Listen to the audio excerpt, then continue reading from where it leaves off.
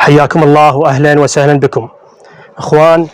الموضوع اللي عندنا هو شلون راح نتاكد من هذا الماطور السرعات اللي موجوده، السرعه الاولى والثانيه والبارد المشترك.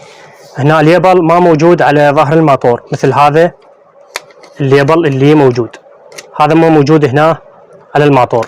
شلون راح نعرف اللي السرعه الاولى والثانيه وشلون راح نربطها؟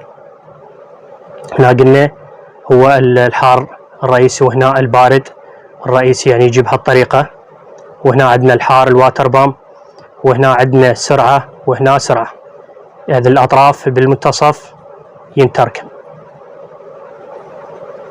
هنا عندنا الواتر بام وهنا السرعة الأولى وهنا السرعة الثانية. الموضوع هو اللي عندنا هو الماطور، شلون راح نعرف بدون ليبل وجهاز قياس؟ ما عندنا أجهزة القياس. نجي هنا الماطور ونفتح هذا القبض،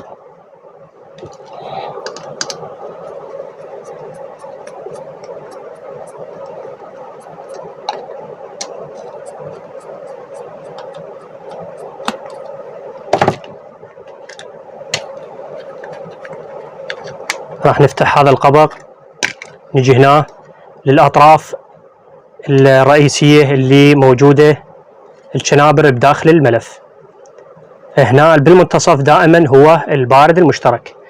خرجنا البارد المشترك، بقى عندنا السرعات الأولى والثانية. إذن هنا هذا السلك هو السرعة العالية وهنا السرعة الواطية. هذا توضيح للماطور الإيراني اللي ما موجود بظهر الماطور ليبل. وشكرا لكم.